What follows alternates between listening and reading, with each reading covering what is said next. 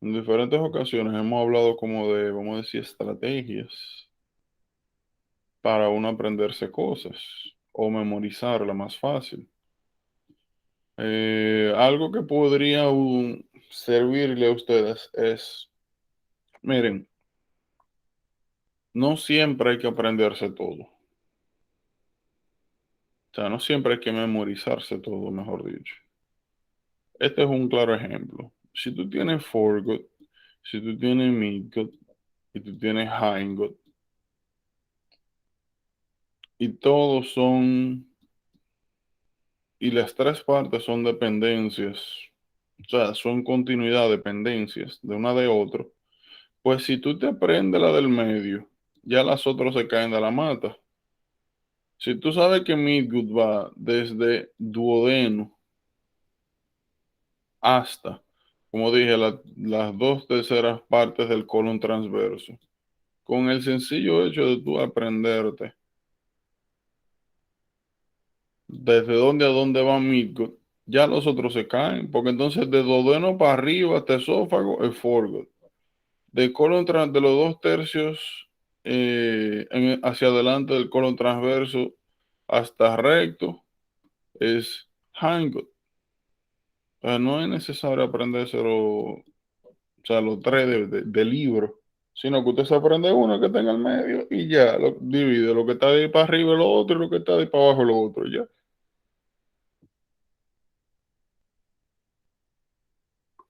Pero nuevamente es sumamente importante que tengan esto bien claro para que sepan nuevamente cuáles son los segmentos afectados.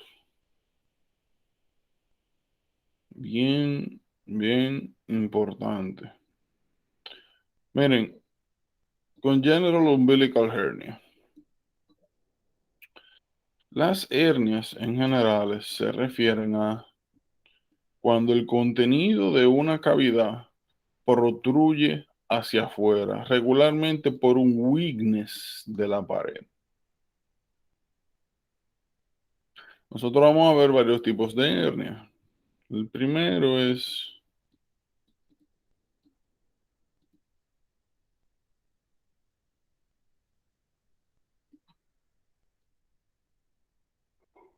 umbilical hernia.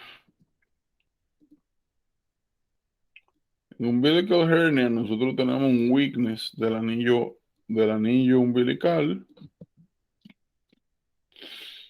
y secundariamente una protrusión de las asas intestinales a través de este weakness.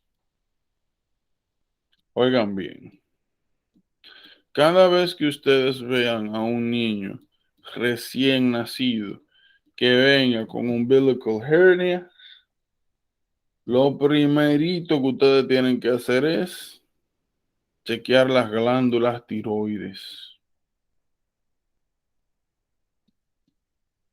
Porque umbilical hernias congénitas están relacionados a glándula tiroides. Sobre todo, o sea, problemas de glándula tiroides, sobre todo hipotiroidismo. Entonces yo pregunto, ¿cuál es la importancia de identificar y manejar hypothyroidism en un neonato? ¿Por qué es importante detectar eso rápido y darle tratamiento en un neonato? Eso no produce cretinismo. ¿Y qué es lo que era eso? Eh, el problema de short stature y Lo más importante del cretinismo. problema del desarrollo del cerebro. Desarrollo neuronal impaired. Que dijimos que en el periodo neonatal las hormonas tiroideas son esenciales para el correcto desarrollo del tejido nervioso. Por ende, si tú no tratas un hypothyroidism en el periodo neonatal, eso es igual a retraso mental posteriormente. Entonces es una causa totalmente evitable de retraso mental. Porque lo único que tú tienes que dar es levotirosina y ya. Eso es lo único que tú tienes que hacer. Hablando de dar tratamiento de replacement tiroideo, una pregunta. ¿Cómo tú sabes cuánta hormona tiroidea dar? Cuando estás dando tratamiento de hormonas tiroideas, obviamente.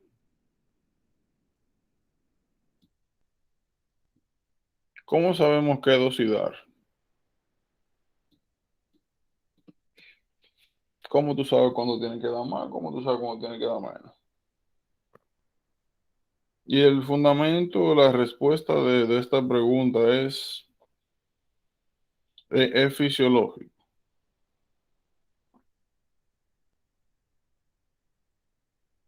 ¿Cómo tú sabes qué tratamiento da? O sea, qué tanto, mejor dicho, qué dosis.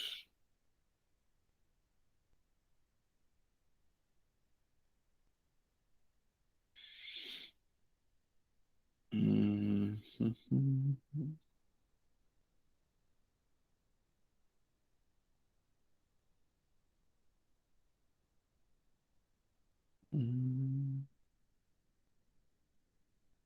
Piensen.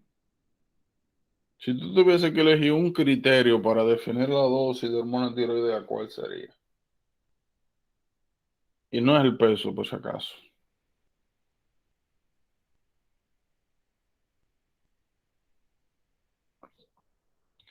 Los niveles de TSH. Entonces yo pregunto, ¿cómo así?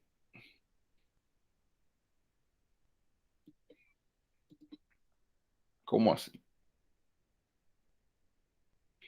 ¿Cómo es eso de que yo utilizo los niveles de TSH para saber cuánto tratamiento de hormona tiroidea da?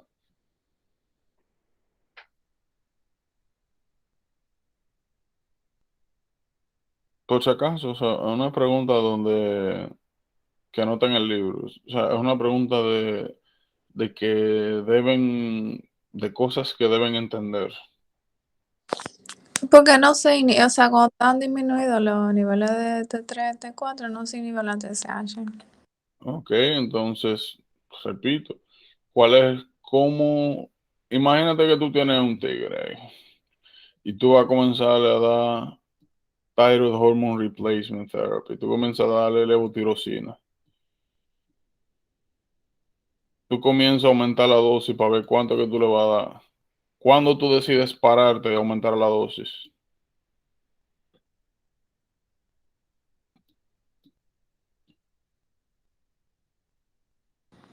Cuando disminuya la TSH. Cuando disminuya, ¿hasta dónde? No, no sé. Ni siquiera es que tienen que decir un número. Es sencillamente decir, yo voy a proporcionar levotirosina hasta que los niveles de TSH sean normales. Porque se supone que levotirosina va a inhibir TSH. Y mientras más levotirosina yo dé, menos TSH va a haber. Entonces, si yo doy una dosis a la cual los niveles de TSH se mantengan normales, ahí yo sé que estoy dando la dosis correcta. Y también sé que midiendo los niveles de TSH yo puedo hacer adjustments. Si tengo la TSH muy baja, es que estoy dando demasiado hormona y puedo ocasionar un hyperthyroidism. Entonces tengo que disminuir la dosis. Ahora, si me comienza a aumentar la TSH, tengo que aumentar la dosis porque estoy causando hypothyroidism con el tratamiento. No estoy dando suficiente. Entonces la TSH es un marcador de el tratamiento de hormonas tiroideas. Y el fundamento de esta pregunta es el entendimiento del eje. Entonces, utilizando la hormona TSH de la pituitaria es como tú defines cuánto y si estás dando una dosis adecuada de levotirosina. Entonces, le están dando levotirosina a alguien y tiene la TSH muy alta, significa que no se está dando una dosis adecuada. Le están dando levotirosina a alguien y la TSH está muy baja, significa que le están dando demasiada tirosina. Entonces, están induciendo hyper o hypothyroidism iatrogénico. Preguntas con eso.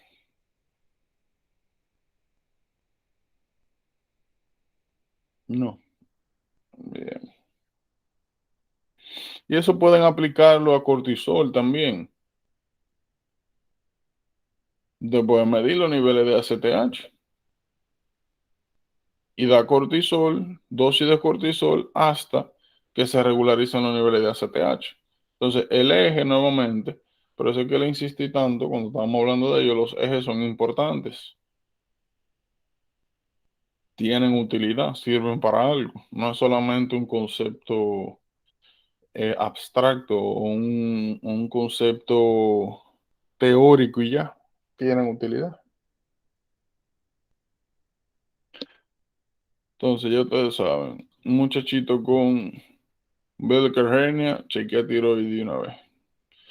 Hay algo que tienen que saber con los umbilical hernias.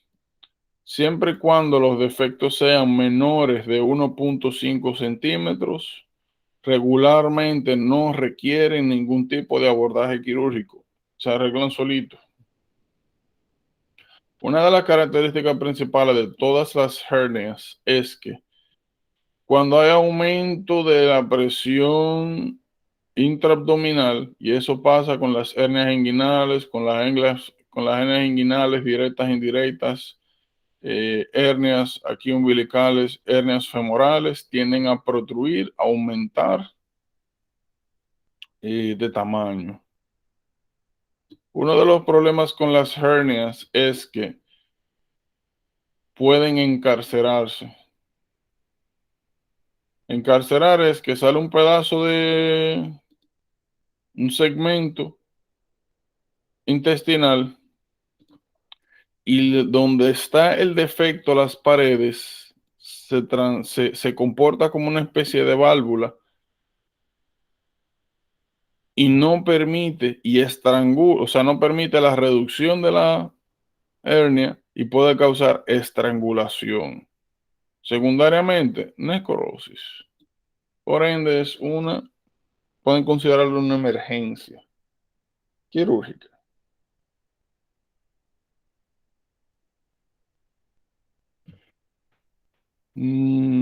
Las hernias en general, por este mismo efecto pueden estrangularse de manera intermitente y causar los llamados pain spells. Y a ver qué más.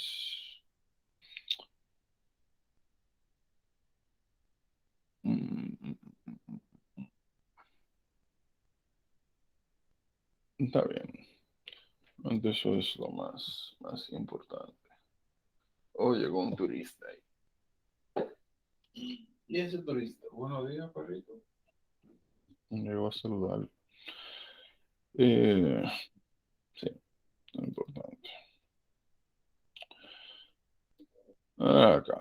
Traqueoesofageo fístula. Qué importante que sacan del traqueoesofageo fístula. Primero, el tipo más común que se van a encontrar. Como ven, como dije, hay varios tipos. El tipo más común que se van a encontrar es este, donde hay, como ven, que el esófago termina en un fondo de saco, en el segmento proximal, y el segmento distal está conectado directamente con vías aéreas.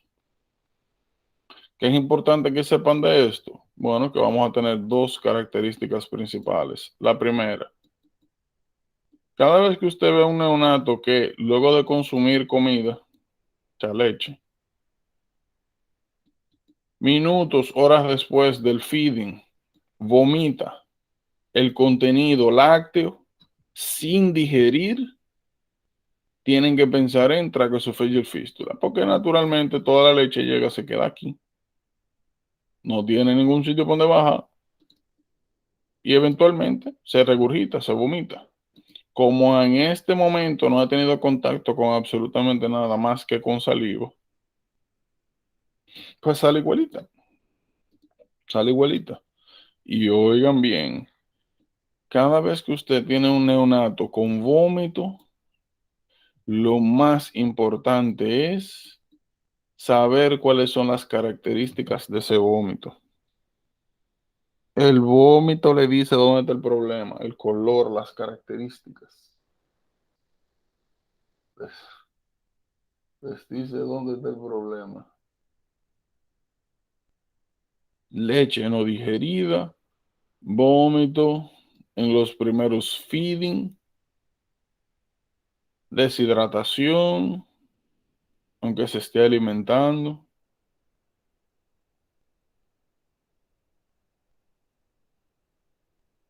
Como dije, leche no digerida. Tienen que pensar en tracheoesophageal fístula con esophageal atresia.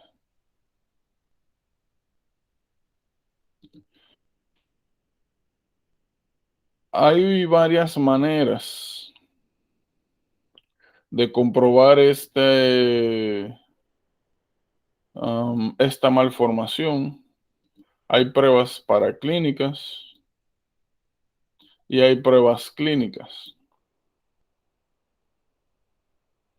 Lo más normal es que una de las primeras pruebas que se hace cuando un niño acaba de nacer es agarrar una sonda nasogástrica y demostrar el patency del esófago. Se mete una sonda nasogástrica, se llega hasta el esófago y se sigue entrando hasta que llega, hasta que llegue estómago. Si hay alguna resistencia cuando esté entrando la sonda nasogástrica, puede sospechar de esophageal atresia porque no está pasando la sonda. Regularmente en ese momento que se hace, la punta que va hacia adentro de la sonda nasogástrica tiene una porción de metal. Por ende, cuando usted tiene una radiografía, sale esa porción de metal en la radiografía. Entonces, cuando se sospecha de que eso fue atresia, con el estudio de la sonda nasogástrica, usted puede perfectamente hacer una radiografía para confirmar. Otro hallazgo radiográfico que sale es este. Por lo regular, cuando nosotros tenemos tracheoesophageal fístula, va a haber una conexión, existir una conexión entre el sistema respiratorio y el sistema digestivo. Por ende, cada vez que uno inspire, cada vez que haya intercambio de gas, parte de ese va a irse hacia estómago, aumentando, incrementando el tamaño de la burbuja gástrica. Entonces, una radiografía con traqueosofagio fístula vamos a encontrar aumento de la burbuja gástrica. Y normalmente, teniendo en cuenta que este es el tipo más común, un failure en pasar sonda nasogástrica. Hay otro test que pueden encontrarse que es dar, déjame ver, vamos a poner esophageal atresia barium swallow. Miren ahí. Ustedes pueden tener también barium swallow, que es un método de contraste, da un método de contraste tomado y luego toma una radiografía y lo que van a ver es naturalmente eso, que el esófago termina en un fondo de saco.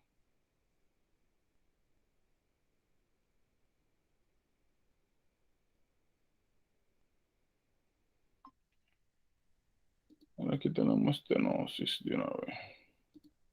Eso es lo que van a ver. Manejo quirúrgico.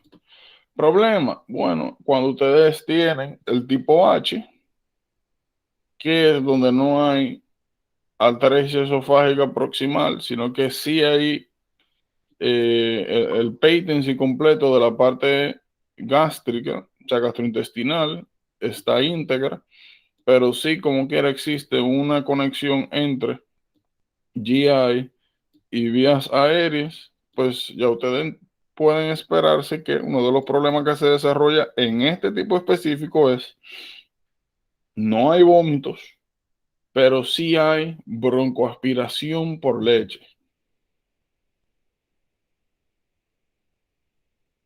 Broncoaspiración.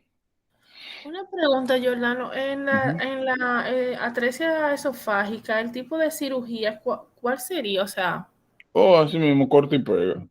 Literal, tú ves así como yo estoy en pena, así mismo tú cortas aquí, cierra aquí y pega esto con esto, literalmente. Okay, porque yo vi el caso en la maternidad de los Minas, o sea, la prueba de la radiografía, como tú dijiste, con una punta de metal, eso sí lo vi. Corta y Que pega. pero no me acordaba porque no rotaba ahí en esa área. Bien sencillito. Corta y pega. Bueno, sencillo, ¿verdad? Una cirugía a riesgo, no imagínate neonato. Pero corta y pega. Y de aquí, nada más hay que cortar. ¿Qué le iba a decir? ¿Qué le iba a decir? ¿Qué le iba a decir? Entonces aquí cada vez que ustedes vean, por ejemplo, un neonato que luego de los feedings tenga mucho cough, que tenga neumonía recurrente, sobre todo en lóbulos inferiores, tienen que pensar en tipo H. Solamente es regurgitación, leche no digerida. Eso fue Gelatration. Hay distensión abdominal. Piensa automáticamente en una conexión con, o sea, no se está alimentando bien y hay distensión abdominal. Piense en conexión de tracto gastrointestinal con vías aéreas.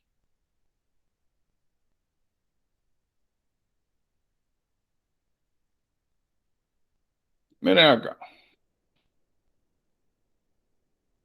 Usted puede tener también únicamente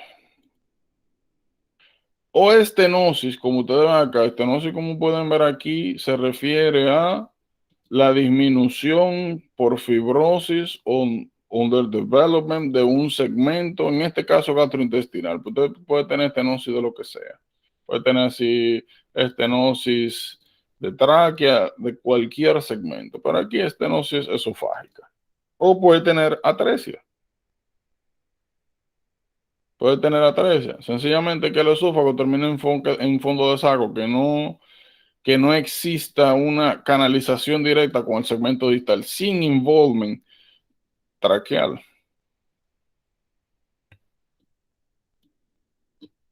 En estenosis lo que ustedes van a ver es esto. Mire, este me gusta más. O sea, está mejor representado. Pero eso, cada vez que ustedes vean un lumen esofágico o de cualquier segmento gastrointestinal donde hayan segmentos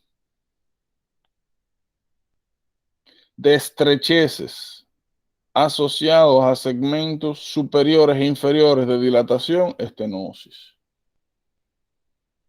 Todos los segmentos estenóticos lo que causan es, sobre todo, disfagia, sobre todo a sólidos. Cada vez que por aquí trata de pasar algún material sólido, va a ir forzado. Mira, este se ve bien. Sobre todo problemas para tragar sólidos. Con líquidos no tanto, con sólidos. Es importante tener cuidado cuando aparece una estenosis porque eso aumenta el riesgo también de algunas complicaciones, por ejemplo, endoscopía. Cuando usted pasa por un segmento estenosado, tiene menos espacio para maniobrar, regularmente son segmentos poco distensibles, o sea, fibrosados, puede causar también perforaciones. Entonces vamos a hablar, miren, estos temas son bien chulos, porque son, miren, diferenciales y ya. Por eso lo estoy diciendo desde el principio, miren, los vómitos son importantes. Los vómitos y el examen físico son las cosas más importantes aquí. Demasiado, demasiado importante. Y las asociaciones, porque aquí, así como vimos ahora con congenital hypothyroidism, así como vimos en onfalocele, que tenemos que cada vez que esas entidades aparecen, tenemos que buscar otra cosa, eso va a pasar mucho aquí en gastrointestinal. O mejor dicho, cada vez que encontramos uno de estos hallazgos, tenemos que revisar otros sistemas. Eso pasa mucho acá. Mucho, mucho, mucho, mucho, mucho, mucho. Double bubble sign. De ahora en adelante, cada vez que usted le enseña una radiografía de un neonato y hayan literalmente esto, dos burbujas grandes, double bubble sign, duodenalatricia. La característica principal de duodenalatricia son vómitos biliosos, o sea, vómitos verdes. ¿Por qué vómitos verdes? A ver si lo puedo hacer aquí.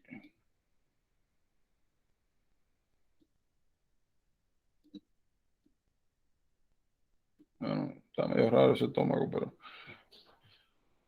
regularmente,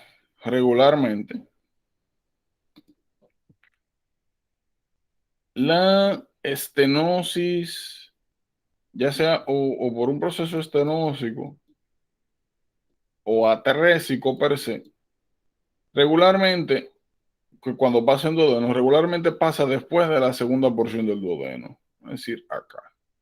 Imagínate que usted tiene una, bueno, vamos a ponerlo bien como va. Una atresia sería esto.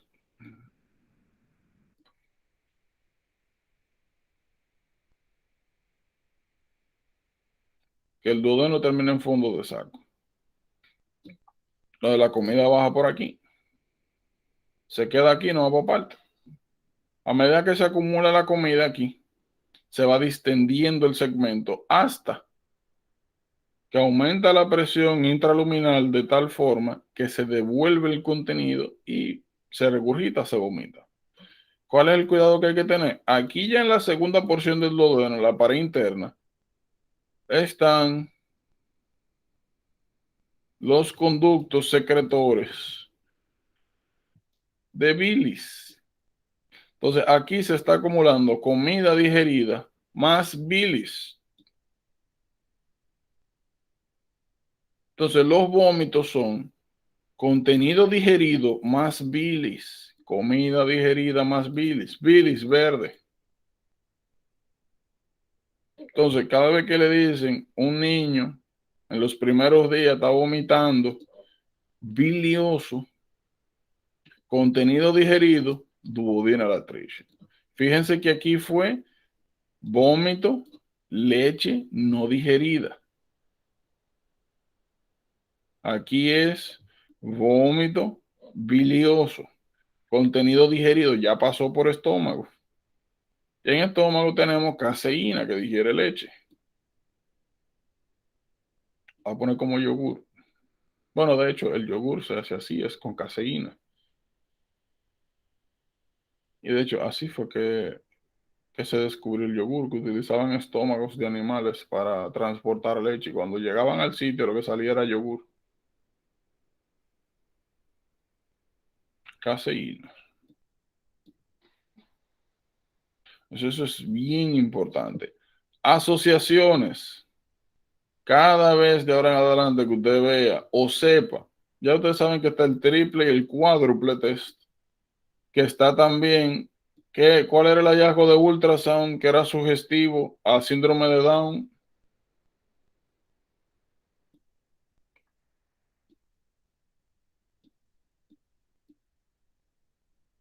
¡Tarán! Nuchal translucency. Habíamos mencionado que cada vez que usted veía a una mujer, usted veía una mujer embarazada que estaba en su proceso de, ¿cómo se llama esto? En sus chequeos prenatales y aparecía esto, que en la región de la nuca parecía como una especie de cavidad quística, un aumento del nuchal translucency. Esos son hallazgos sugestivos a síndrome de Down.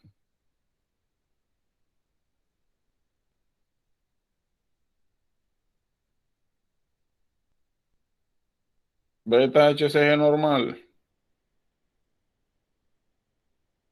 el PAP normal, inhibina aumentada, estrógeno disminuido. Esos son los hallazgos del cuádruple test en Down. Cada vez que usted encuentra Down por ahí, ya sea por ultrasound o por cuádruple test o triple test, ya usted sabe que tiene que chequear sus tripitas cuando nace. O ya sabe que su niño con síndrome de Down nace y en los primeros días comienza a tener vómito bilioso, intestinal atricia. Son condiciones asociadas.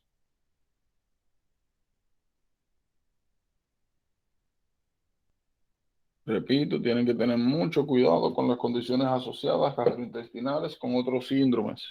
Le van a poner un intestino letriche y le van a preguntar por síndrome de Down o viceversa.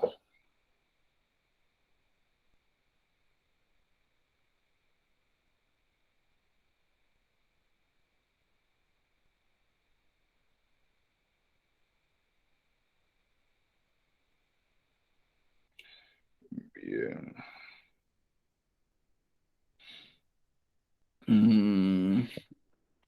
¿Qué pasa? Si nosotros vemos dos bubbles, tenemos que pensar en duodeno letricia. Ahora, ¿qué pasa si encontramos triple bubble sign? Miren aquí, triple bubble sign. Un bubble, dos bubble, tres bubble. Un bubble, dos bubble, tres bubble. Un bubble, dos bubble, tres bubble. Tres. Tres. Cada vez que encontremos dos, duodeno letricia. Cada vez que encontremos tres, hablamos de atresia de segmentos distales postduodenales, duodeno, yeyuno, ilium. El duodeno, D de 2. Y ahí para adelante, 3.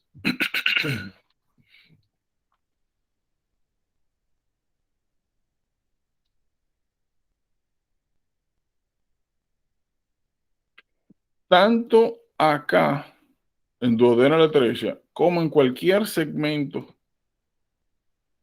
de atresia que corresponda a intestino delgado, va a causar, aquí se ve de hecho, miren por ejemplo aquí. Aquí los tres bubbles que usted está viendo son de intestino delgado. Y por ningún lado aquí te puede ver colon. Cuando hablamos de atresia, hablamos de interrupción luminal, significando que no hay una conexión directa entre los segmentos proximales intestinales y segmentos distales gastrointestinales. Bubbles, nogas en colon, atresia. Dos bubbles, atresia duodenal. Tres bubbles, atresia distal al duodeno, ya sea ileum o yeyuno. Importante acá, el asunto de la causa. Aquí lo que van a preguntar es asociación, aquí causa.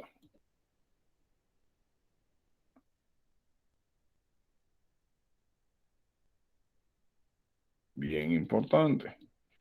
Causa, asociación. Aquí no le van a preguntar por la causa. Y en tal caso de que le pregunten algo, mira, si es duodenal, es failure de la recanalización. Si es algún segmento distal, o sea, duodeno, yeyuno, ilium, lo que van a encontrar es necrosis isquémica. Es importante que diferencien. Le van a poner un double bubble sign y van a poner A, B, C, D, y van a poner failure recanalization, isquemia. ¿Que cuál es la causa de cada cual? Le van a poner también un jejunal atresia. Le van a poner cuál es la causa de esto.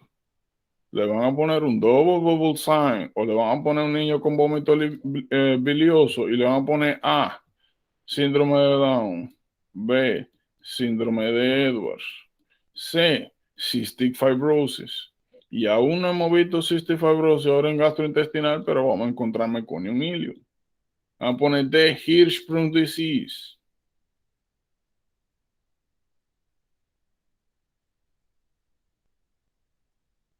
Las asociaciones y causas generales, tanto como la sintomatología, es importante. Fuera de eso, el mismo concepto, si en vez de usted tener una interrupción acá, usted la tiene aquí, ya para segundo o tercer segmento gastrointestinal, que es la presentación que va a tener, lo mismo. Se va a acumular eventualmente aquí contenido digerido con bilis que se va a devolver y va a ser regurgitado porque no hay paso por aquí. Va a encontrar lo mismo. En cuanto a vómito me refiero, vómito con bilis.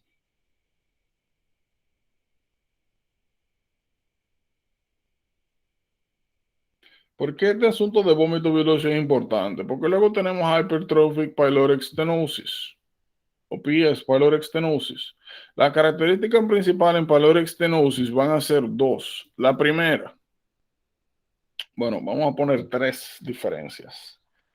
Tanto esophageal atresia, tracheoesophageal fístula, esophageal stenosis e intestinal atresia, ya sea duodenal o yuyinal o ileal, todas son manifestaciones, son vómitos que se presentan en los primeros días. Pyloric stenosis se presenta semanas después, regularmente a la cuarta semana. Es una patología que está asociada al uso de antibióticos, sobre todo macrólidos.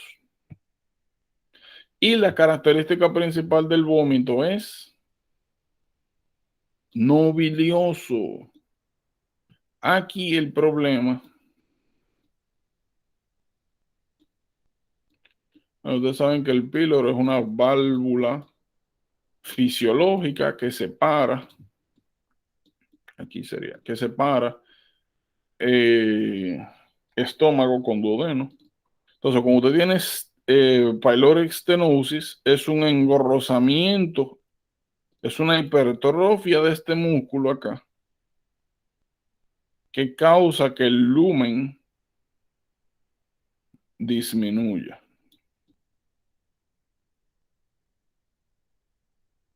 Control. El lumen se pone chiquitico. Y por ende, el vaciado gástrico disminuye. No puede pasar la comida, el quimo no puede pasar de aquí para acá, porque el espacio que queda aquí después de la hipertrofia es muy pequeño. Entonces, como no pasa la comida acá, no se mezcla con bilis nunca. Por eso es lo que sale, es un vómito de comida digerida no bilioso. La estenosis, si es nuevamente intestinal, sale con bilis porque se mezcla aquí con bilis. En pyloric stenosis nunca llega aquí. Vómito no bilioso. Pasa después de semanas, no en los primeros días. Tercero, como hay una hipertrofia muscular de el píloro, cuando usted hace un examen abdominal, lo palpa. Cuando usted palpa el abdomen, encuentra una masa en forma de oliva. Masa en forma de oliva. Vómitos no biliosos. Historia de haber utilizado algún tipo de antibiótico, sobre todo macrólidos. Han pasado semanas. Piensa en pyloric stenosis. Como pueden ver, todo da vómito, pero son características y hallazgos distintos. Son time frame distintos. Entonces, ¿qué ustedes tienen que hacer con todas estas patologías? Lo mismo que le he estado diciendo en estos días para que no se quemen. Usted se va a sentar a decir, mira, tracheoesophageal fístula, pyloric stenosis, duodenal atresia, jejunal atresia. Y como ahí mismo va ilium, porque son las mismas características, usted se sienta, ¿cuándo sospecho de esta? ¿Cuándo sospecho de esta? ¿Cuándo de esta? ¿Cuándo de esta? ¿Cómo yo diferencio una de otra? ¿Cuáles son los factores de riesgo? ¿Cuáles son las causas? ¿Con cuál patología está asociado? ¿Cómo es la característica del vómito en cada uno? ¿Cuál es el time frame de cada uno? Si no lo hacen así, no ambas partes, son demasiadas patologías que se ven igualitas toditas, que tienen cosas, slight differences entre una y otra.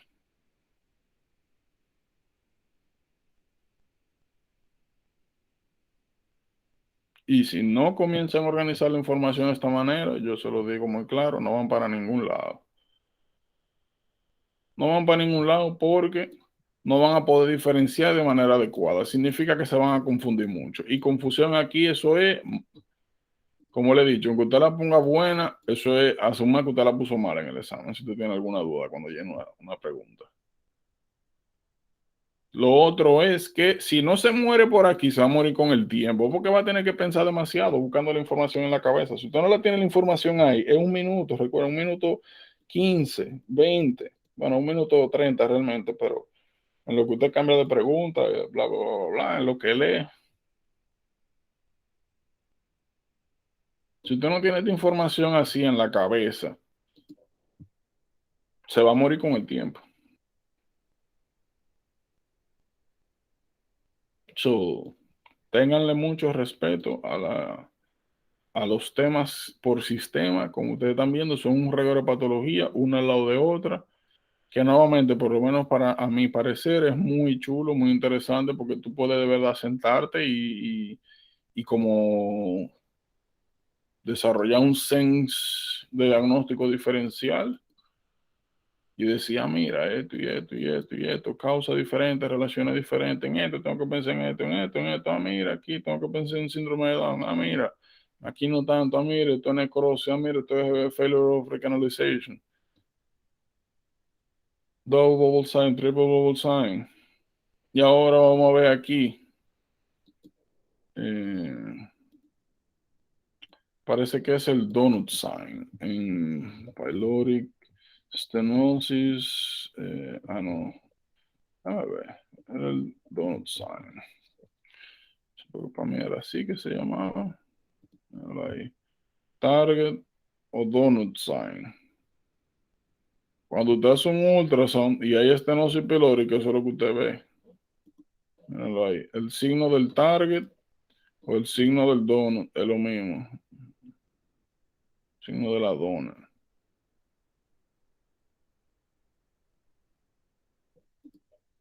Pyloric stenosis.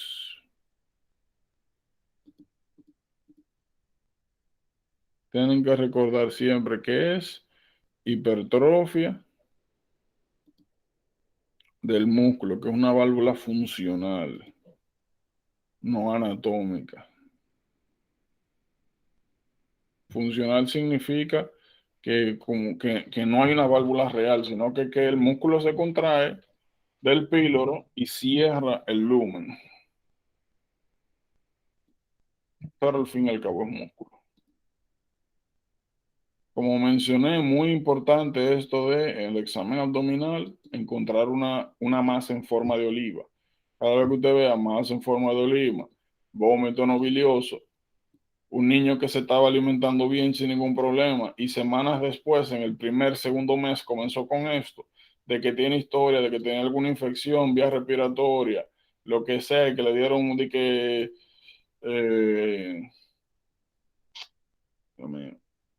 eritromicina, acitromicina,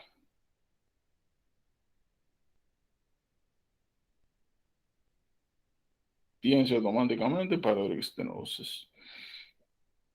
Ya. Y obviamente el tratamiento es quitarle ese músculo hipertrofiado. Miren, de esto ácido base no vamos a hablar hasta que lleguemos ahí. Pero obviamente, cada vez que usted vomita, cada vez que usted vomita, sobre todo si hay contenido gástrico de por medio, ustedes saben que aquí el pH debería estar bajo. pH bajo significa muchos hidrogeniones. Si usted está eliminando constantemente a través del vómito muchos hidrogeniones, usted está causando una alcalosis metabólica. Está sacando muchos hidrogeniones, pero todo el carbonato se está quedando. Pero nuevamente eso no nos vamos a concentrar ahora de eso, sino cuando lleguemos a ácido base. Otra causa de vómito. Miren, el páncreas, el origen embriológico del páncreas se divide en dos bots. Está el bot ventral y el bot dorsal. ¿Qué es importante de aquí que sepan a qué da origen de cada uno de los bots? Como pueden ver aquí, el bot ventral generalmente no, embriológicamente está en la parte derecha y migra a la parte izquierda e inferior del bot dorsal y forma y da origen al proceso uncinado y al ducto pancreático principal. Esos son nuevamente las derivaciones embriológicas del bot ventral.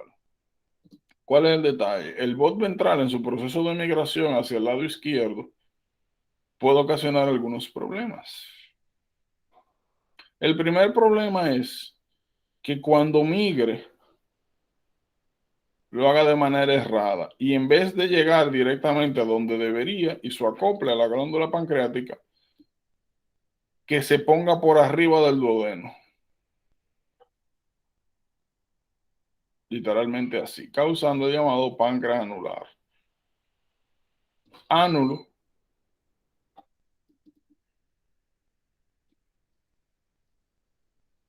se refiere a círculo. Entonces es un páncreas donde el ventral bot encirclea, como ven acá, la segunda porción del duodeno. ¿Cuál es el problema con eso? Que causa una especie de presión sobre el duodeno y una estenosis sin fibrosis, significando que cuando venga contenido gástrico para acá no va a poder pasar de manera adecuada porque el páncreas anular está, vamos a poner que este el lumen duodenal. Si tú tienes arriba un páncreas que está así en forma de anillo, este páncreas comprime el lumen del duodeno, lo comprime, lo aplasta. Pone así, lo pone así, lo aplasta.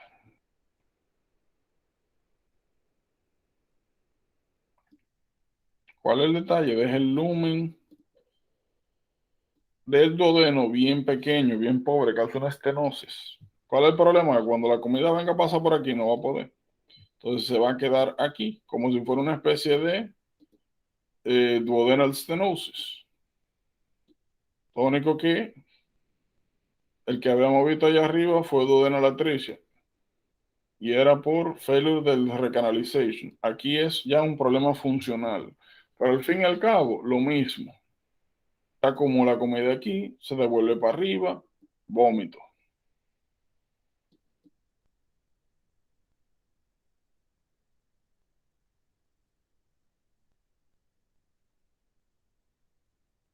¿Qué pasa?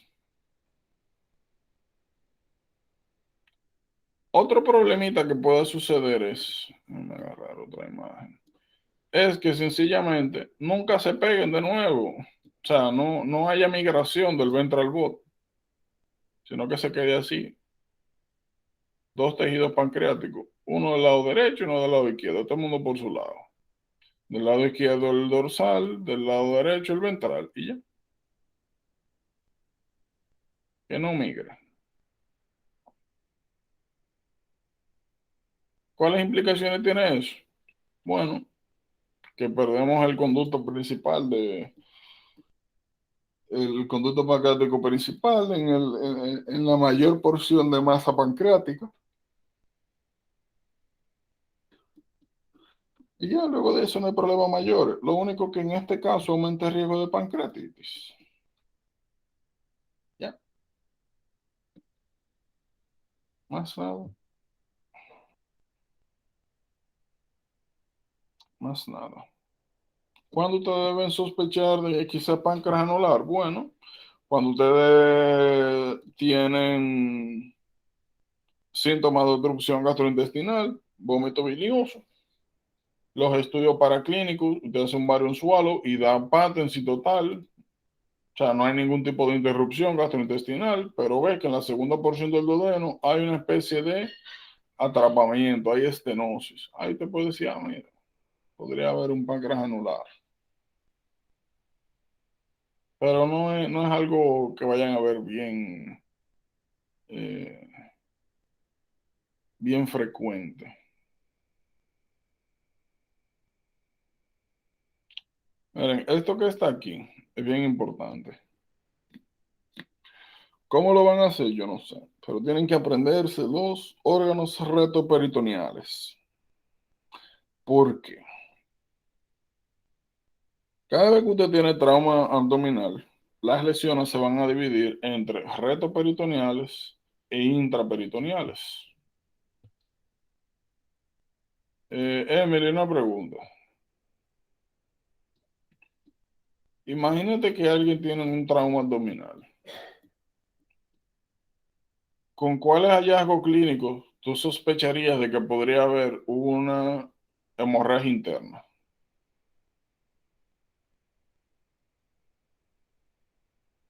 O sea, ¿qué síntomas tú esperarías ver en alguien que tenga una hemorragia interna?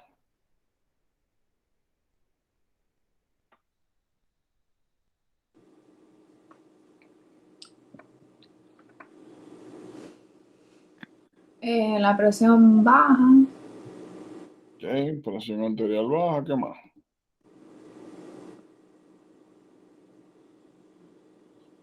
¿Cómo tú compensas el cardiac output en alguien que tiene la presión baja? taquicardia, Taquicardia, ¿qué más? ¿Qué se libera? ¿Qué hormona se libera cuando está pasando todo eso?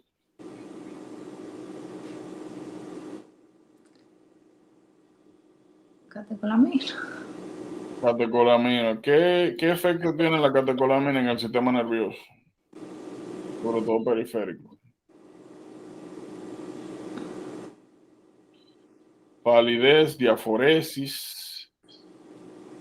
Entonces, cada vez que usted ve a alguien con un trauma que tenga la presión baja, taquicardia, palidez, diaforesis, tiene que pensar en hemorragia. Ahora, la pregunta es la siguiente. Imagínense que alguien tuvo un trauma abdominal, no se le dio un tiro, o estaba en bicicleta y se mató por ahí, se dio con el timón en el abdomen, o lo que usted quiera, le dieron un palo, yo no sé. El punto es que tiene esto, y usted lo lleva a emergencia, y en emergencia lo llevan para cirugía, porque tiene hemodynamic instability, hay alguna hemorragia por ahí. Cuando abren la cavidad, la acuestan ahí y lo abren, no hay nada. Entonces, ¿qué pasó? O sea, no hay sangre por ningún lado.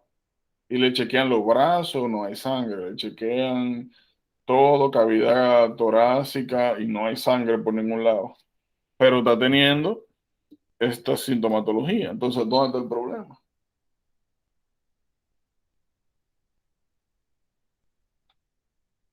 ¿Dónde está la sangre? Chequean cavidad pélvica, tampoco hay sangre.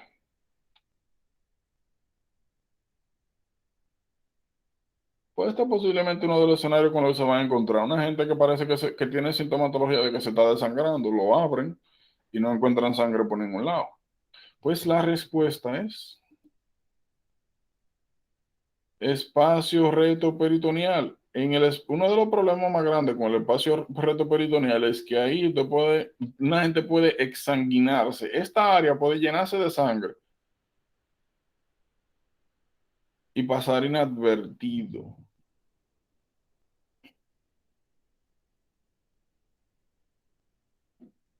¿Cuál es el detalle? Los únicos órganos y estructuras que pueden ocasionar un sangrado retoperitoneal son los órganos retoperitoneales. Entonces, ¿cuál es el gran problema con esto? Que a ustedes le pueden poner alguna historia de alguien con un trauma, pueden ponerle estos síntomas de desangramiento, de exsanguinación, darle la historia de que no encuentran sangre por ningún lado, de que hicieron un ultrasound, de que hicieron un CT abdominal, de que entraron a cirugía y no vieron nada, y preguntarle que cuál de los siguientes órganos puede ser el que esté sangrando. Y dentro de todas las opciones le ponen 4 órganos intraabdominales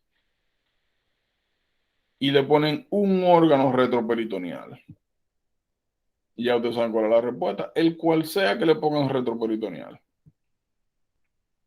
Tienen que saberse cuáles son los órganos retroperitoneales. Y esperando, claro, esa pregunta sentaditos.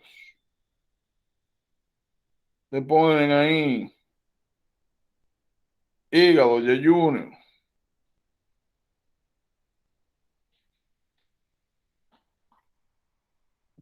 Todos los órganos peritoneales del mundo.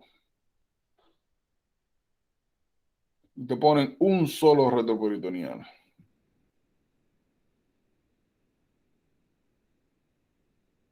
Y solamente con esta característica usted tiene que tener la capacidad de responder esa pregunta. O de llevársela, mejor dicho. Es importante saberse los órganos retroperitoneales.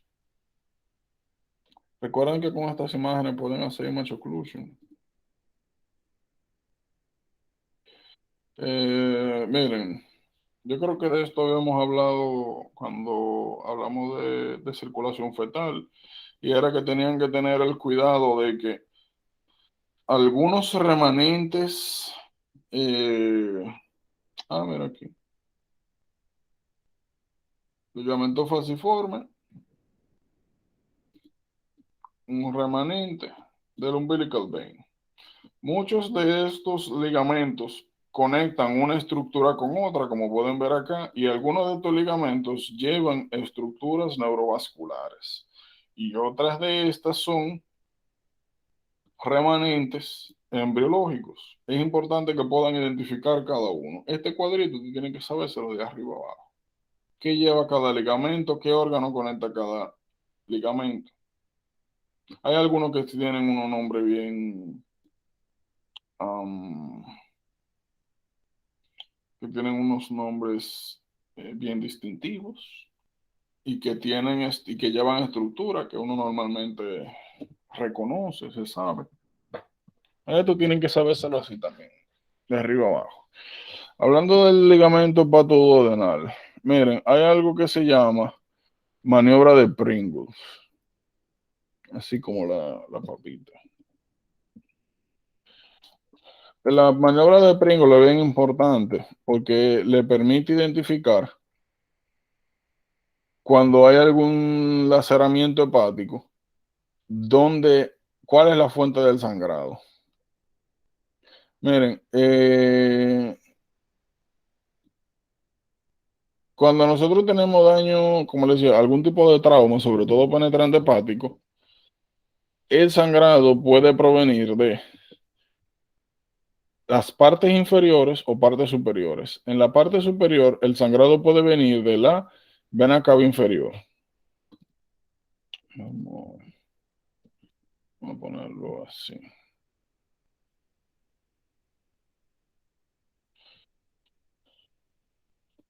Tienen que dividir el hígado en dos. En uno inferior y uno superior. Cuando hay un trauma en el hígado, nuevamente usted tiene un sangrado importante. Una de las cosas más importantes a diferenciar es si el sangrado viene de la parte superior, o sea, de la vena cava inferior, o si el sangrado viene o de la arteria hepática propia o del sistema portal. ¿Cómo usted diferencia de dónde viene el sangrado? Con la maniobra de Pringle. En la maniobra de Pringle usted mete la mano, a ver si aquí se ve, no se ve muy bien, ¿no? Bueno, mira aquí. En esta parte, en este segmento de aquí, donde está la entrada de la cavidad, de la cavidad de la transcavidad de los epiplones, usted puede introducir el dedo por aquí y subirlo. Cuando usted sube el dedo, comprime los vasos, el sistema porta y de la arteria hepática. Si usted comprime la irrigación inferior del segmento inferior, ¿verdad? Ups.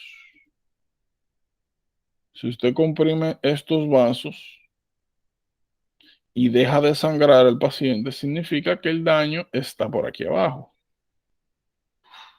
Ahora, si usted comprime y sigue sangrado, significa que el problema está por aquí arriba.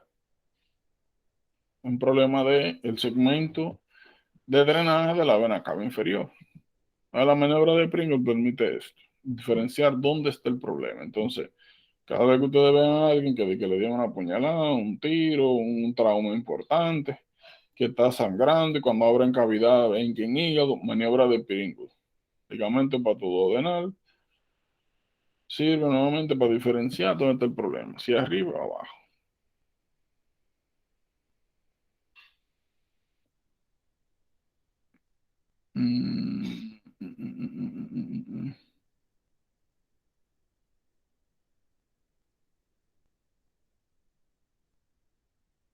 Y ya.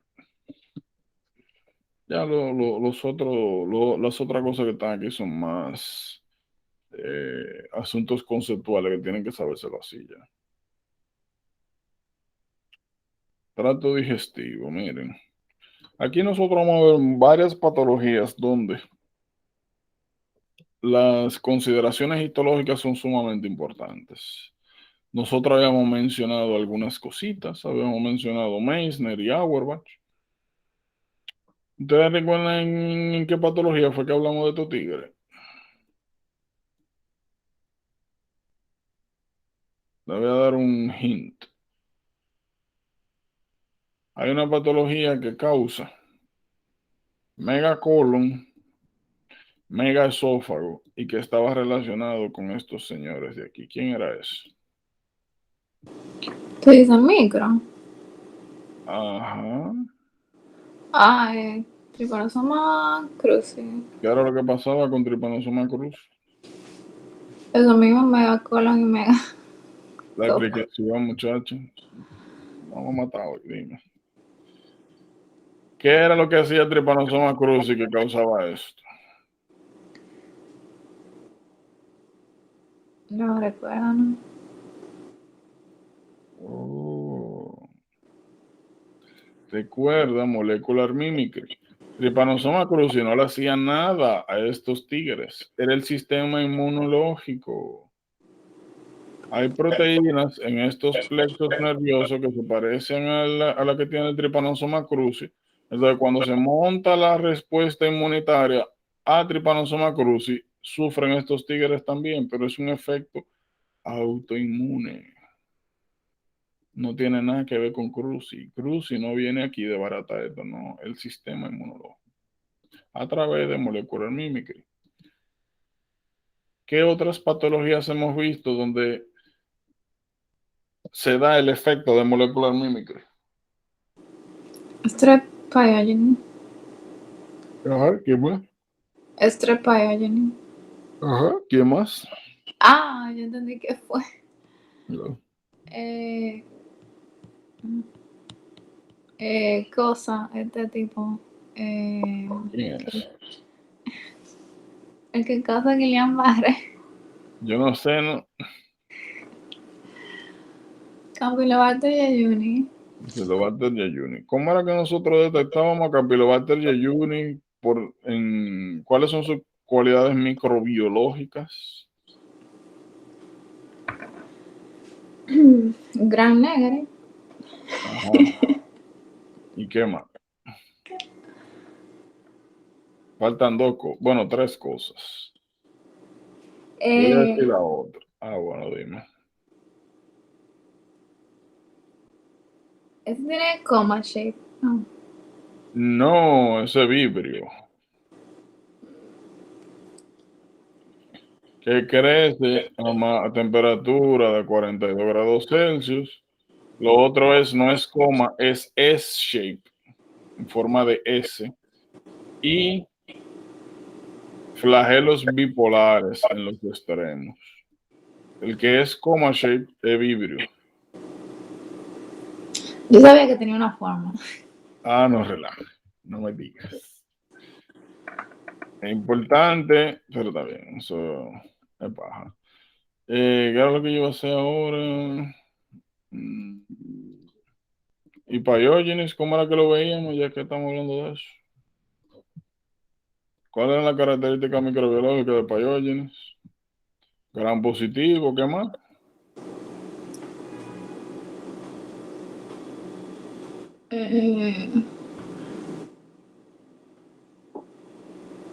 ¿En qué morfología, en qué encontramos? En cadena. Evacitracin sensitive. Ok, ¿y qué más? ¿Qué otro test hay? El PYR, que es positive también. ¿Y cómo se ven las colonias?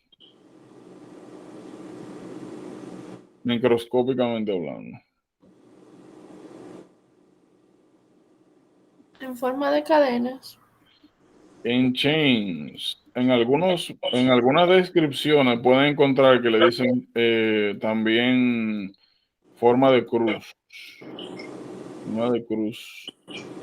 Pero chains es lo más común que van a encontrar. Y obviamente gran positivo. Y beta hemolysis. Pues sí, entonces, qué importante que sepan, miren, los layers tienen que sabérselos. Tienen que saberse los layers. Que esto quizá le ayude, MSMS. Tienen que saber dónde está Meissner, dónde está Auerbach. Porque cada uno, como pueden apreciar acá, se encarga de cosas diferentes. Su mucosa, S, S. Meissner, S. Su mucosa, S, S. Dos S. Una S aquí, una S acá. Meissner, dos S. Me parece que es mejor así. S. Secretario. Musculares. ¿Para qué sirven los músculos? Motilidad. Y si SS es su mucosa, entonces el que quede es Auerbach. Ya ustedes saben que si un segmento gastrointestinal pierde motilidad por la causa que sea, el plexo que está afectado es Auerbach. Yo dudo que le pregunten algo de este tipo, pero si hay algún problema con la secreción de los fluidos, el problema es en Meissner. Entonces, es importante saber dónde se encuentra cada uno. ¿Qué hace? ¿De qué se encargan?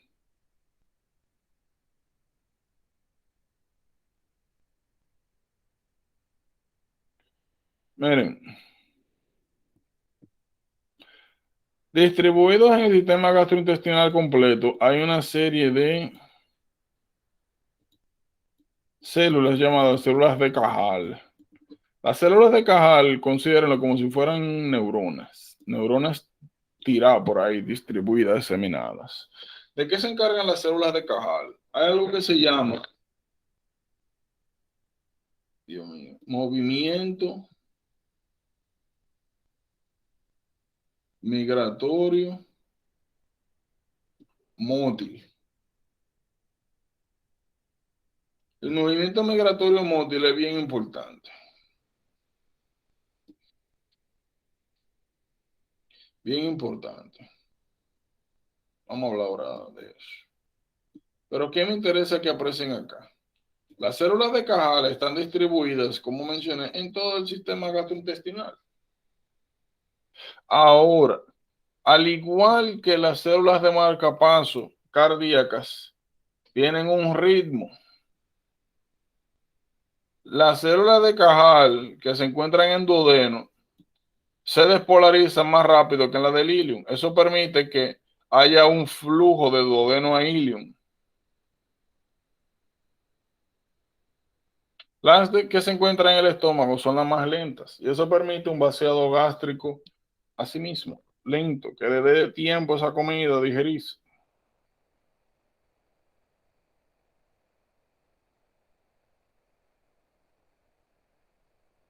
Células de Cajal. Movimiento motil migratorio. Miren, el sistema intestinal se divide en dos. Está intestino delgado y está intestino grueso. El intestino delgado es aséptico. Normalmente aquí no hay bacterias. El colon, por el contrario, está lleno de bacterias. ¿De qué son fuentes las bacterias intestinales?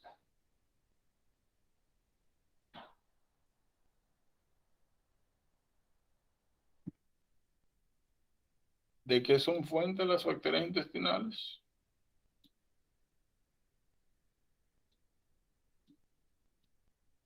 ¿De qué nos proveen ellas nosotros? Qué chula está esa vez.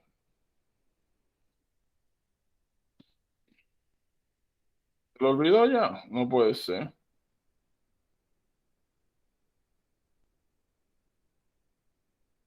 Mentira. Bioquímica. Está muy bonito. Ah, tú estás hablando de una vitamina. Yo no sé de todo lo que sale de esa bacteria. Sí, ay Dios, ahora yo no sé por qué. Ay, Dios mío. Sí. Me jodió esta vaina. Vitamina Vitamina. K. No Mentira, yo sé. lo dije primero. ¿Qué fue? Yo lo dije primero. Ah, Ya. ¿tú dijiste vitamina K? Sí, ya. Ah, pues vitamina K. Vitamina K. Y si y vitamina K, ¿qué es lo otro entonces?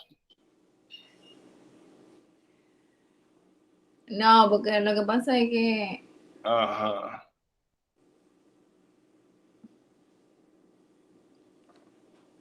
no, yo no sé. Cóntale, pero yo lo puse, ¿qué es eso? Sí, pero no sabía. Amoníaco, amonio.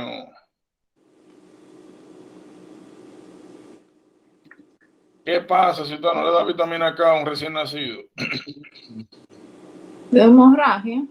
¿Hemorragia de dónde? ¿De cuándo? ¿De por qué? No sé, hemorragia. Mira, ustedes no, yo no me voy a matar, yo me estoy levantando demasiado temprano para que ustedes me digan a mí que no saben. Miren a ver. ¿Y qué Hemorragia ventriculares, ventrículo, porque que si tú me dices hemorragia, yo espero que le salga sangre hasta por los ojos y no, tú no ves sangre por ningún lado. Es hemorragia ventriculares. No, Dentro de los tú te lo estás ventrículos. inventando eso. ¿Cómo? Tú te lo estás inventando. Oye, mira, muchacho. Pero yo tenía entendido que la vitamina K se le daba era como prevención. Pero No. por eso fue lo que digo. ¿Qué pasa si tú no le das vitamina K a un newborn? Miren ahí. Miren. Tiene hasta un muchachito. Mira, un muchachito ahí. Mira. Tiene un muchachito. Bueno, vitamin K deficiency hemorrhage. Mira, un sistema nervioso central, sangre por todos lados. Claro, nosotros vamos a ver que las hemorragias, miren, muchachos. Pero en fin, miren, pero eso nosotros lo vamos a aclarar ahora realmente. Vitamin K, cuando tú tienes deficiencia, miren, en newborns, nosotros tenemos varios tipos de hemorragia. La hemorragia asociada a deficiencia de vitamina K, que literalmente realmente puede pasar donde sea. Puede pasar donde sea. Ahora, cuando son newborns prematuros, lo más característico es que haya desprendimiento de algo llamado germinal matrix y de hemorragias ventriculares. ¿Cuál es el cuidado que tienen que tener con vitamin K deficiency? ¿Por qué yo puse H? Hemorragia. Cuando tienen vitamin K deficiency, que a veces usted tiene la hemorragia pero no ve la sangre, porque puede estar en los ventrículos. Bueno, esto ya entra parenquimatoso. Ventricular hemorrhage. Espérenme que me desaparece una imagen.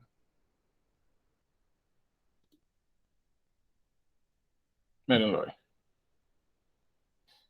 Miren aquí. Pero lo más característico es.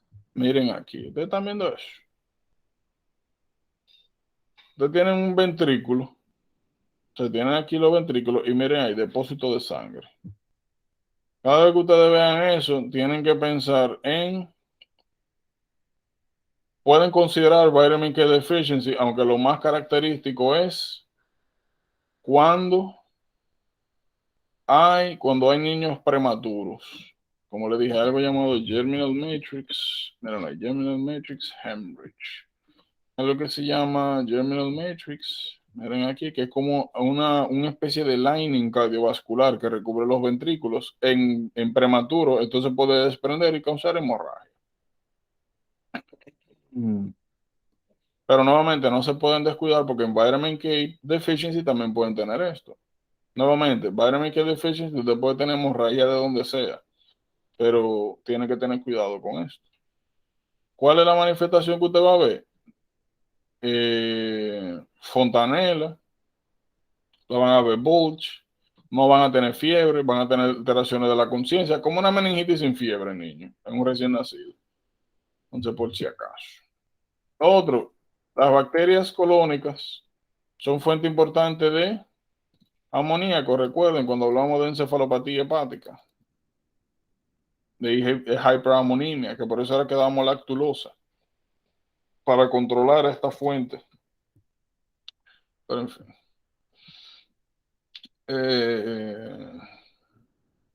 Ya esto no tiene más cosas, eso, más que la consideración de Cajal, esto que vamos a hablar ahora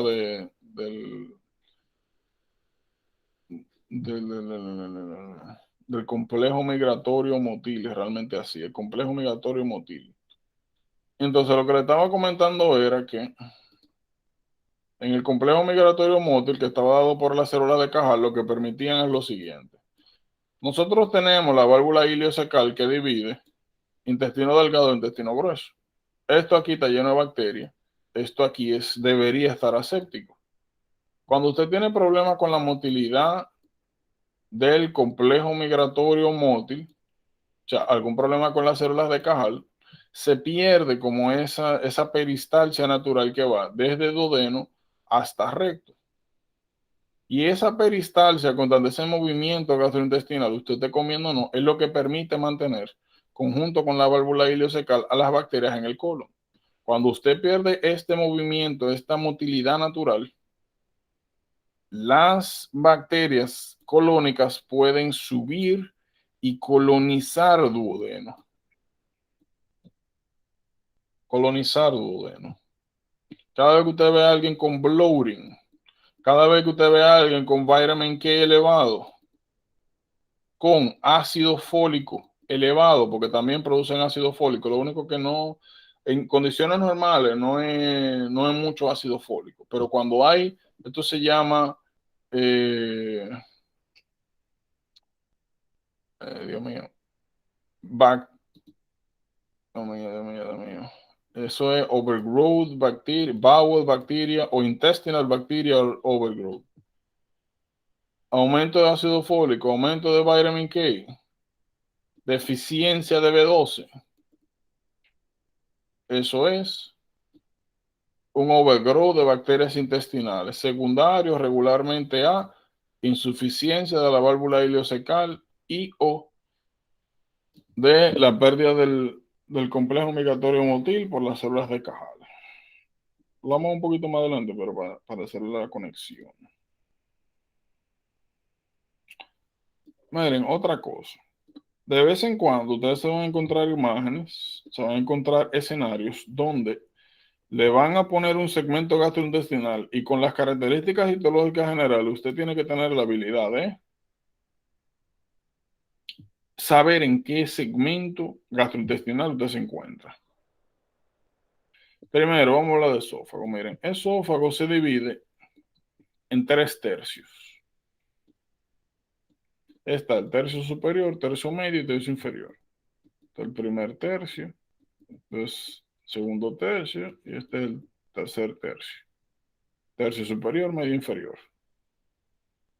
El tercio superior es, bueno, en general lo que nosotros vamos a encontrar un epitelio plano, estratificado, no queratinizado. Ahora, donde está la diferencia más importante es en el tipo de fibra muscular. El tercio superior está conformado principalmente con fibras musculares esqueléticas. Musculares esqueléticas significa que nosotros tenemos control voluntario del segmento superior esofágico. El segmento intermedio tiene 50 y 50. Tiene 50 fibras musculares esqueléticas y 50 fibras musculares lisas. Ahora, ya el segmento inferior son solamente fibras musculares lisas. Liso significa no control voluntario.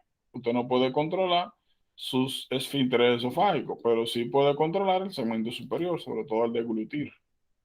Entonces, esto es bien importante. También es importante dividir los segmentos para cuando hablemos de cáncer de esófago. No son los mismos factores de riesgo ni es el mismo cáncer que aparece en el segmento superior que en el segmento inferior. Aquí es adenocarcinoma, aquí es squamous cell carcinoma, aquí el problema es fumar, aquí el problema es comida caliente, aquí el problema es alcohol, aquí el problema es GERD, aquí el problema es nitrosamines. Aquí el problema es si tú tienes una hernia, si tú tienes reflujo constante, diferentes cánceres, diferentes tipos de características y diferentes factores de riesgo. ¿Cuál es el síndrome paraneoplásico asociado a squamous cell carcinoma?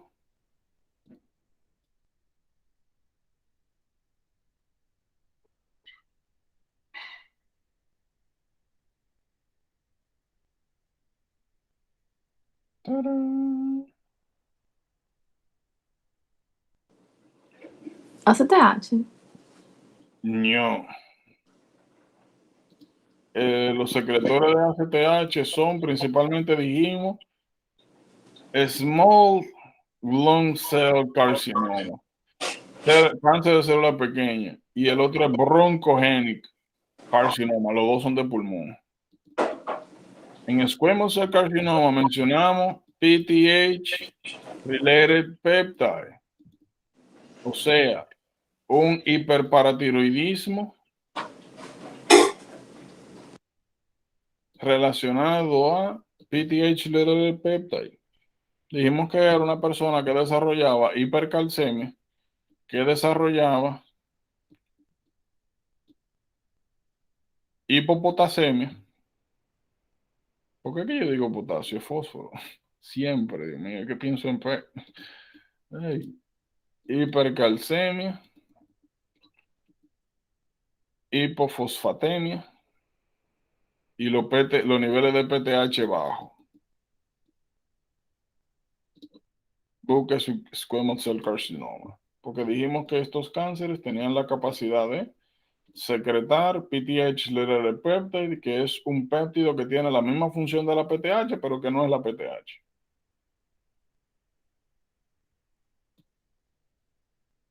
Entonces, ¿qué es importante? Miren.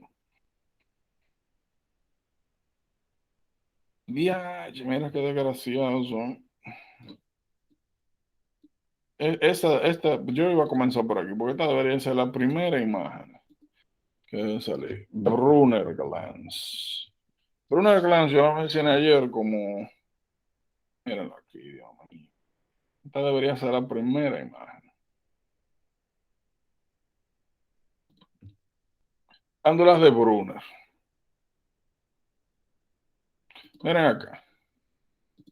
Vamos a tomar, de hecho, cualquier imagen como ejemplo. Vamos a coger este. Este tejido gastro. Aquí ustedes están viendo su mucosa, submucosa. Aquí ustedes están viendo mucosa, submucosa. Aquí ustedes están viendo, bueno, aquí es más difícil, pero regularmente aquí lo que ustedes van a ver es, aquí es más fácil, pero aquí mucosa, submucosa. Aquí, todo esto de aquí para arriba es mucosa, submucosa.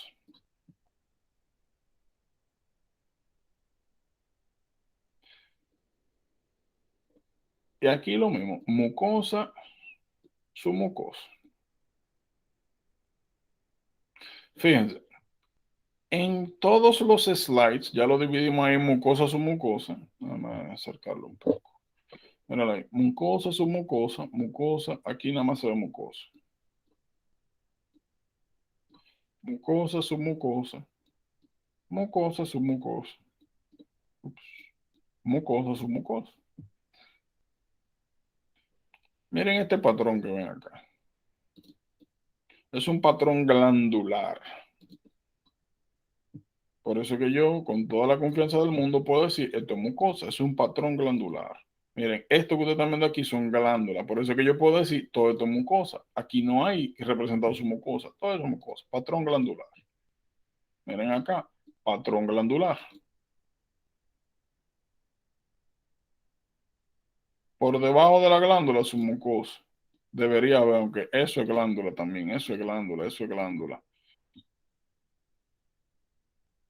Pero estamos hablando en general, ¿verdad? Patrón glandular. Patrón glandular.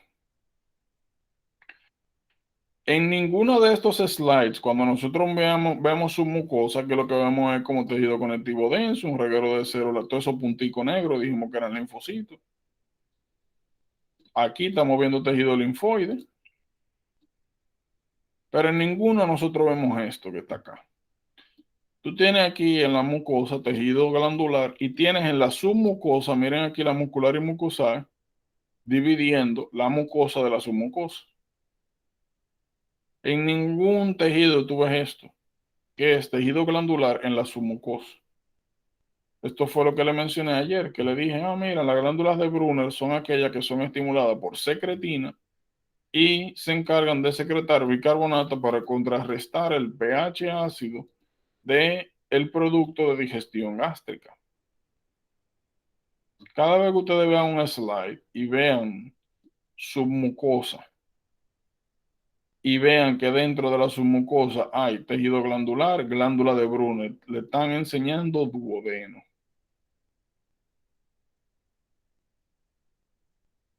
Es bien característico, por eso me sorprende que no haya una imagen.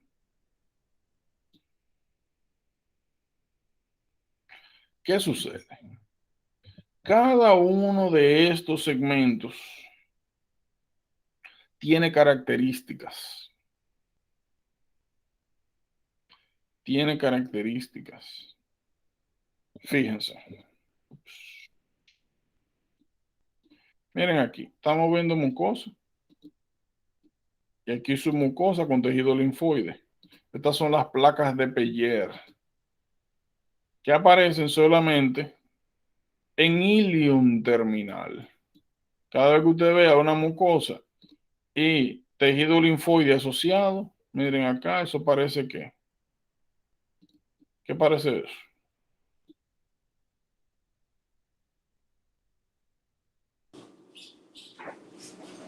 Folículo. Un folículo. Parece un folículo de lo que vimos en tejido linfoide. Un nódulo linfoide. El tejido linfoideo asociado a su mucosa, piensa en ilium terminal. Entonces, duodeno, glándula de Brunner, ilium, tejido linfoideo. En el caso específico de el intermedio, que sería duodeno, yeyuno, lo que vamos a encontrar son las criptas de Lieberkühn. Las criptas de Lieberkühn es esto que usted ve acá.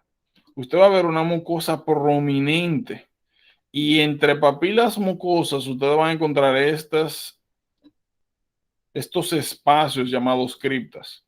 Criptas prominentes, yeyuno, tejido linfoide, ilium, glándula submucosa, duodeno. Tienen que saberse los slides y tienen que saber qué es lo que están viendo.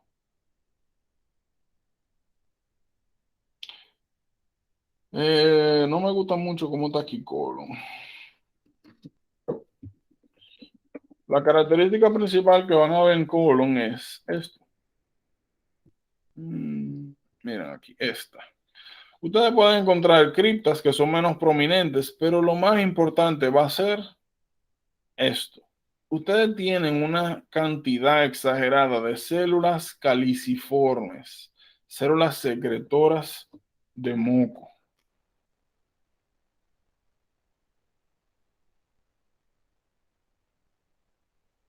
En los otros elementos usted encuentra, pero no tantas.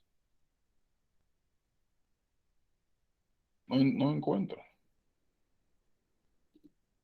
Tantas agrupadas. Entonces, esas son las características generales. Por eso digo, no me gusta mucho esta imagen. No es característica, por así decirlo, para mí, ¿verdad? No me parece útil. Entonces, ¿qué es importante?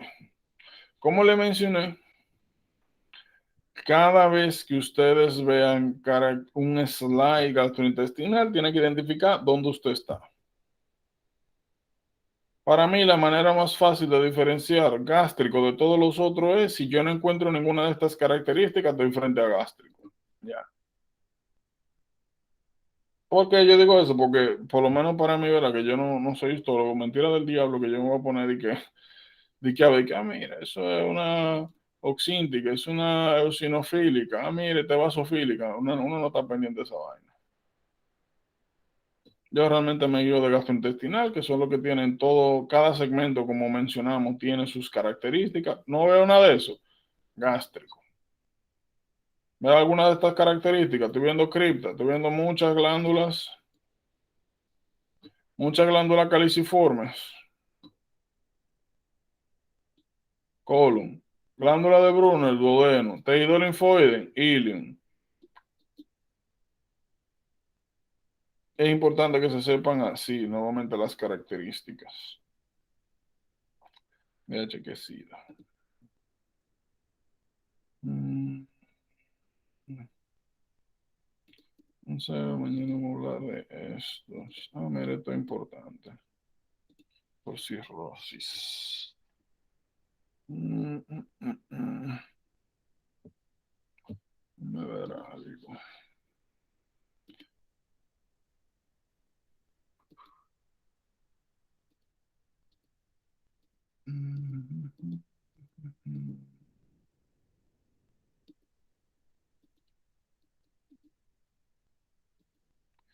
Había algo. Oh, miren a esto, me le tienen que poner mucha atención.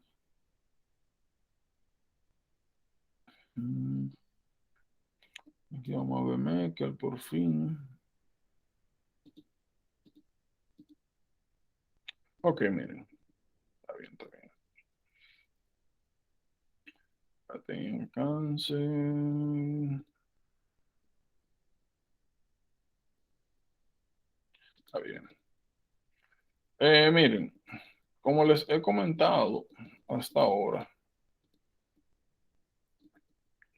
una de las cosas más importantes que tienen que hacer es asegurarse de cuando estén revisando, de estresar la importancia de, fíjense, esto que nosotros decimos acá, es diferencia. Nosotros no estamos definiendo directamente, sino que estamos viendo características general, contrastando y a través de las diferencias definiendo cómo se ve, cuáles son las características de cada cual.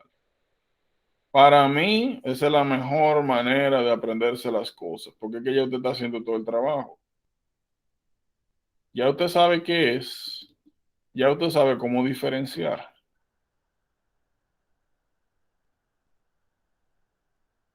Como les dije ahorita, tienen que preocuparse por cada vez que estén recibiendo algo, cada vez que estén leyendo, cada vez que estén viendo una serie de patologías que comparten algo, aunque sea que sea dolor abdominal nada más, comience de una vez usted, aunque sea difícil, incómodo, piense cómo yo diferencio esto de otro, qué diferencia tiene esto con otro, por qué por aquí, por qué por allá, por qué es importante esto, cuáles son las características generales,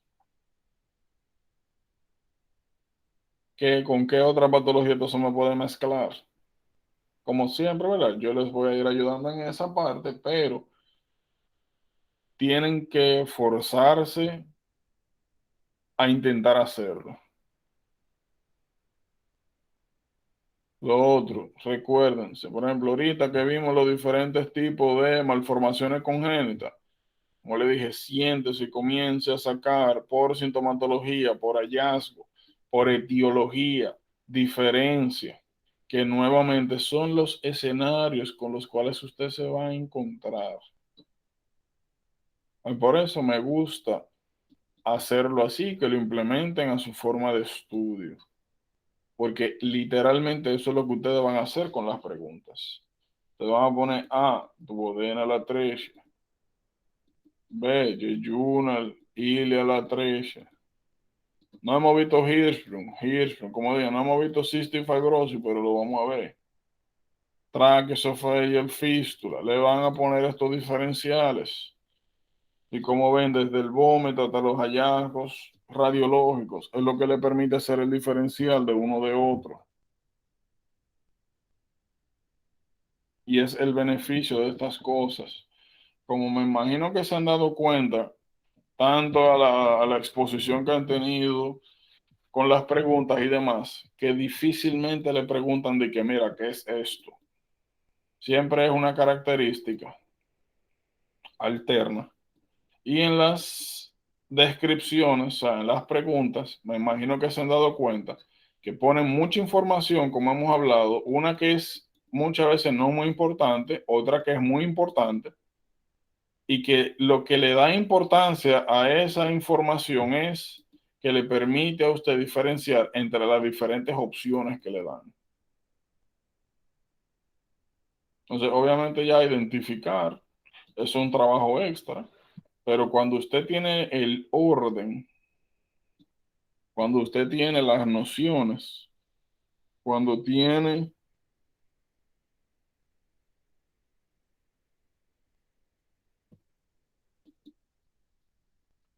la información clara sobre todo, es menos tedioso y usted sabe qué buscar. Como le dije, ustedes van a llegar a un punto aquí con este material, que es que cuando, desde que ustedes vean las preguntas, qué es lo que le quieren, qué es lo que están requiriendo, y vean la respuesta, ya ustedes saben qué es lo que van a encontrar aquí antes incluso de leer. Pero como siempre, ¿verdad? Eso es algo que toma tiempo. Otra cosa que les iba a comentar era, eh,